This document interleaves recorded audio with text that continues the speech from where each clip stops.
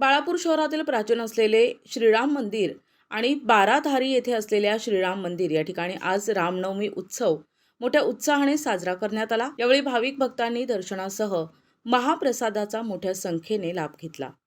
राम जन्मोत्सवानिमित्त श्रीराम मंदिर येथे भाविकांची मोठी मांदियाळी पाहायला मिळाली।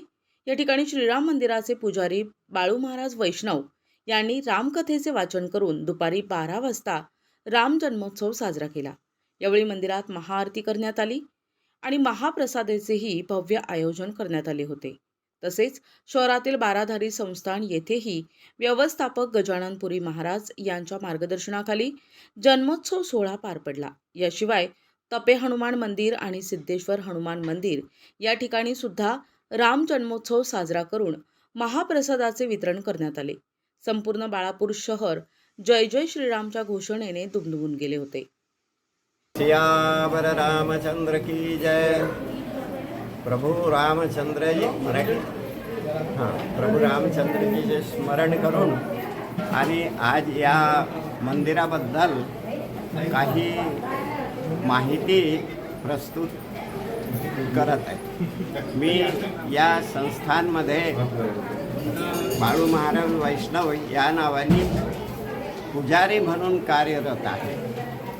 तर हे संस्थान पूर्वांपार जवळजवळ कमीत कमी 250 वर्षापूर्वीचं या ठिकाणी फक्त त्या काळात असा एक टेकडा म्हणून होता आणि त्याच्यावर फक्त मारुतीचं एक मंदिर होतं।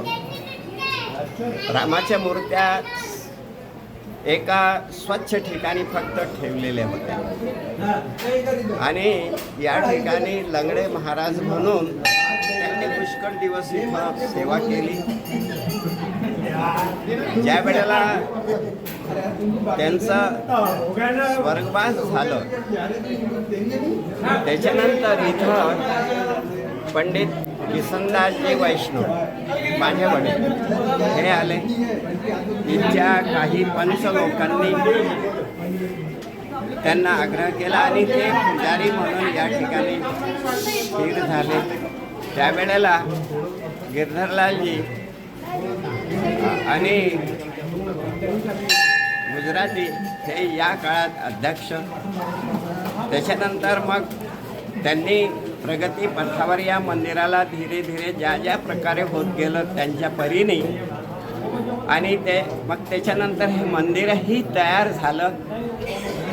सुंदर हे मंदिर रामचंद्र माता सीता लक्ष्मण यांची प्राणप्रतिष्ठा झाली आणि हे मंदिर प्रगतीपथावर लागले। त्याच्यानंतर त्यांचे चिरंजीव श्री चंपालालजी गुजराती हे या मंदिराचे अध्यक्ष राहिले। कालांतराने चंपालालजी गुजराती आणि बाबूलालजी चौबे सेक्रेटरी यांनी या मंदिराला प्रगतीपथावर नेण्याचं यथाशक्ती प्रयत्न केला। धीरे धीरे या मंदिराची प्रगती झाली। त्याच्यानंतर मग श्री दिलीप सेठजी गुजराती आजचे अध्यक्ष आणि श्री लक्ष्मीनारायण बन्सीलालजी गुजराती हे सेक्रेटरी झाले आणि यांच्या काळामध्ये या मंदिराला खूपच जोराची मग प्रगती सुरुवात झाली। आज या मंदिराचं असं समजून घ्या की 18 एकर शेती आहे आणि या मंदिराचं मेंटेनन्स सुद्धा जे आहे त्यांनी खूप चांगल्या प्रकारे असं ठेवलं की जवळजवळ 250-300 वर्षाचं मंदिर असूनही आज तुम्हाला नवीन असं दिसेल। त्याच्यानंतर मेहनत करून गावात फिरून लोकांना प्रार्थना करून आणि विनंती करून इथं लोकांना विवाहाबद्दल जागा नव्हती। खूप त्रास होत होता लोकांना विवाह करायचा, पाणी पाऊस असलं की मग जागाच नव्हती। त्यावेळेस मंदिराची जी जागा होती त्या जागेमध्ये या लोकांनी म्हणजे ट्रस्टींनी, याचं एक ट्रस्ट आहे, ट्रस्टींनी आणि मेहनत करून आणि मंगल कार्यालय उभारलं।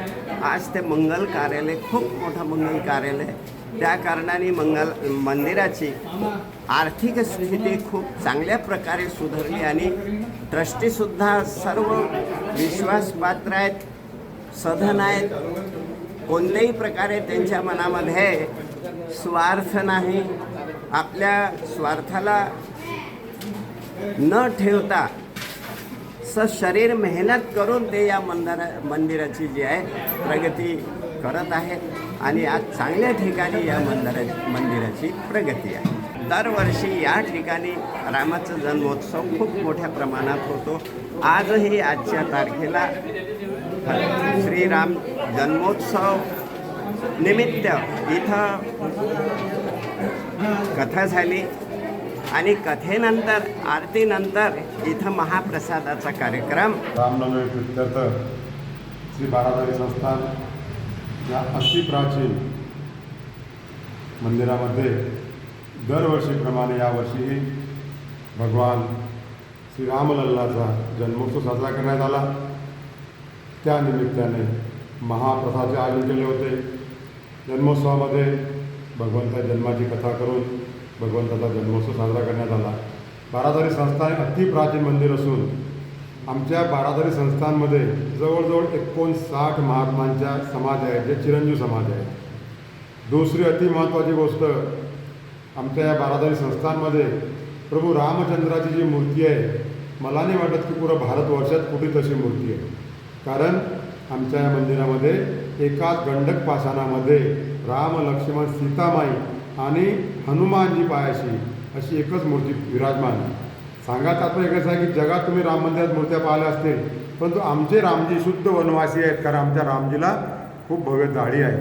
असा हा एकच परिवार एकाच गंडक पाषाणामध्ये अतिप्राचीन अशी मूर्ती आमच्या आश्रमामध्ये आहे. ती आमची धरोहर आहे. दरवर्षी आमच्या या आश्रमामध्ये महाशिवरात्रीचा मोठा उत्सव होतो, तसेच रामनवमीचा मोठा उत्सव होतो. भक्त सगळे लोक येतात, प्रसाद घेतात, दर्शन करतात आणि त्यानिमित्ताने हा उत्सव दरवर्षी चालतो. प्रतिनिधी अमोल जामोदे, NTV न्यूज मराठी, बाळापूर, अकोला.